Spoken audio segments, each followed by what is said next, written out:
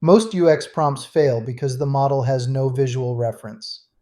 Here is how I use Figma to make Codex understand the screen before it writes code.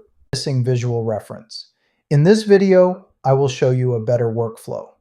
I start with a real product screen that has a UX problem. Then I use Codex to turn my rough feedback into a Figma design reference. After that, the LLM has something concrete to follow, not just words, a layout, a menu structure, a preview panel, and the exact UX direction I want. Here is the real example. This is a compose screen for CFW Social. The screen is trying to help me build social posts from different sources. I can pull from Telegram messages, YouTube transcripts, URLs, photos, voice notes, files, and uploads. Then I can create outputs for platforms like Instagram. That part is useful. But the UX has a problem. The layout is confusing. The composition ID is in the URL. The tree of sources and outputs is not clear enough. And when I explain this only in text, the LLM can misunderstand what I mean. That is the key lesson. When I say fix this layout, the LLM has to guess. But when I give it a Figma target, the next response gets much more specific. Context on the screen. So instead of saying, fix the layout, I describe the structure. I want the global navigation on the far left.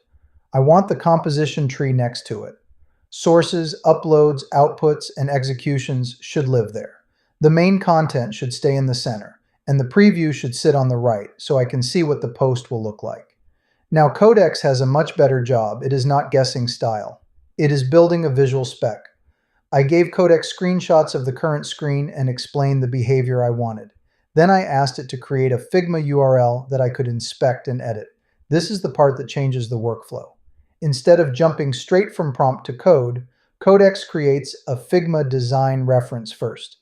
Now I can open the design. I can see the left menu. I can see the folder hierarchy. I can see the content editor.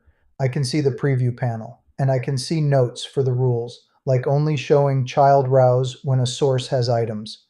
That is much clearer than a long prompt, and it is much easier to review. If something is wrong, I can point to the design and say, move this section. Keep this folder collapsed. Show this output as active. Make the preview panel narrower. That makes the next Codex prompt smarter, because the prompt is no longer just an opinion. It is tied to a visual reference. Here is the simple workflow you can copy. My rule is simple. Screenshot first, Figma reference second, code third. That one step makes UX fixes far less random. UX. The second should show the part that confuses you. Step 2. Tell Codex the product goal. Do not start with colors. Start with the job of the screen. For this one, the job is create content from sources and generate platform outputs. Step 3. Describe the information architecture. That means the major buckets on the page. In my case, global navigation, composition tree, editor, preview, and execution history. Step 4. Ask Codex for a Figma reference before code. The prompt is simple.